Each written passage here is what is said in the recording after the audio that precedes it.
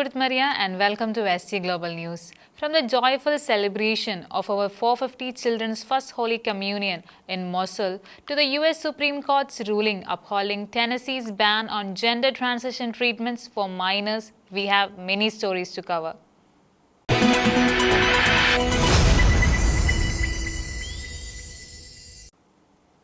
Celebrating the children's first Holy Communion in May and June remains a deeply treasured tradition for Syriac Catholic Christians of Mosul. More than 450 boys and girls received their first Holy Communion in the Syriac Catholic Archieparchy of Mosul during liturgies held in parishes across the region over the past month.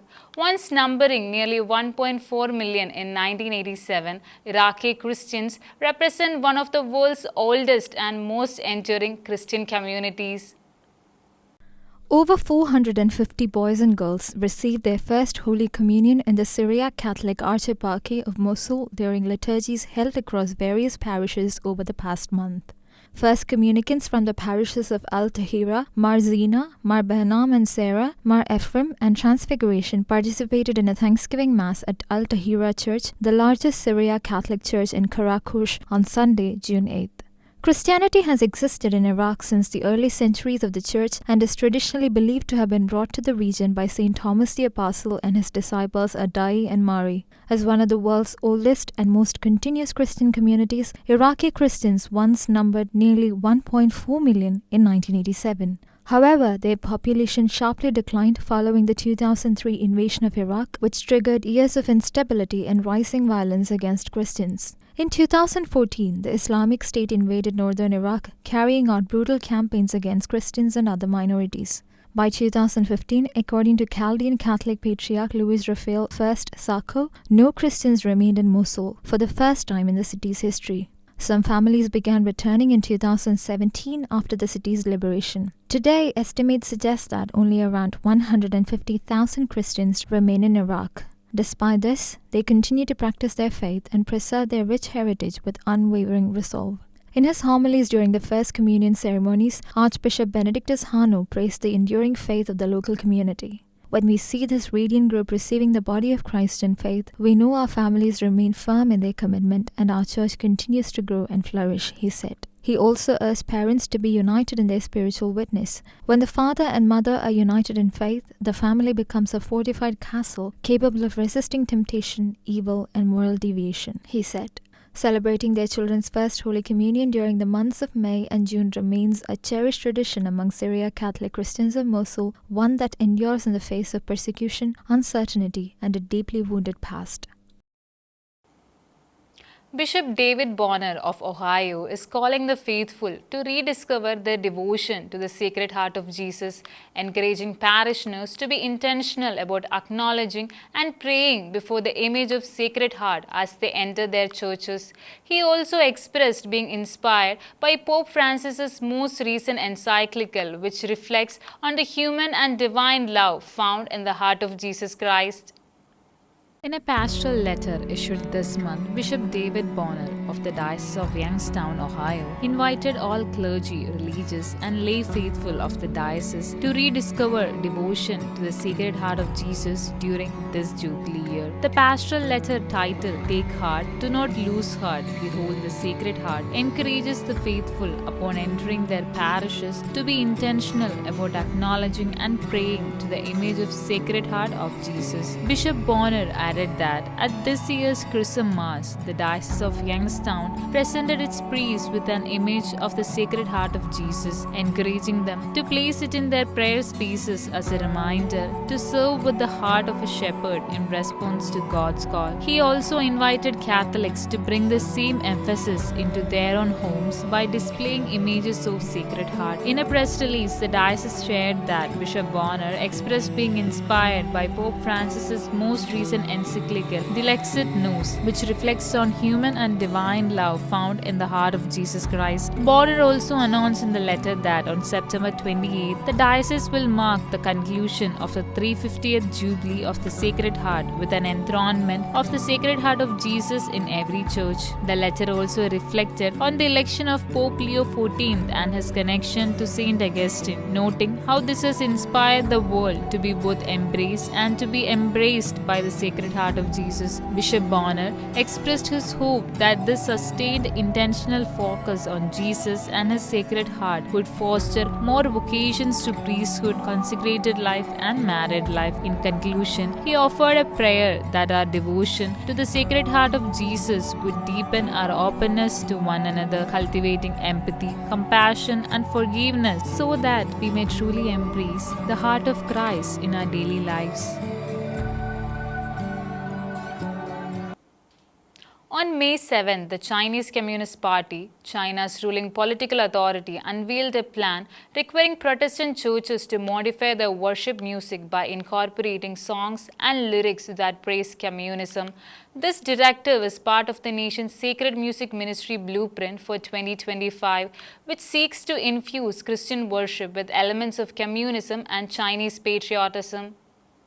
China's ruling political class, the Chinese Communist Party (CCP), released a plan on May 7th, mandating the Protestant churches to alter their worship music to include songs and lyrics praising communism. According to a Christian Daily International report, the mandate has sparked serious concern, as it is seen not merely as a formal adjustment, but as a deliberate attempt to displace God from the center of worship and replace him with loyalty to the Communist Party. The mandate is part of the nation's Sacred Music Ministry blueprint for 2025, which aims to integrate elements of communism and Chinese patriotism into Christianity.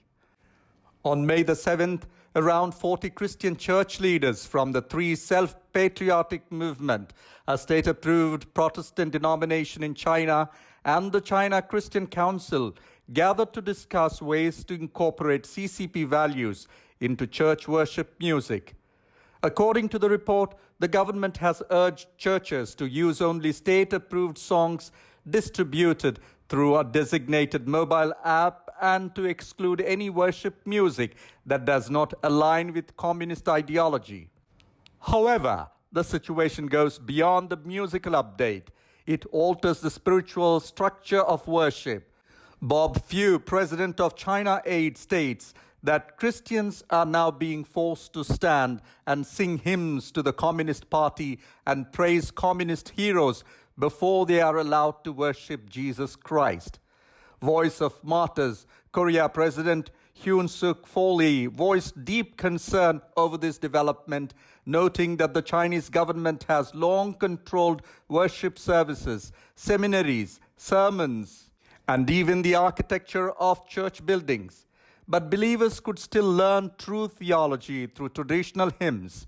Now they are trying to cut off even that last remaining avenue. In recent years, the nation has implemented a policy of sinicization aimed at promoting current CCP ideologies, such as socialism and communism, over religious beliefs, including faith in God.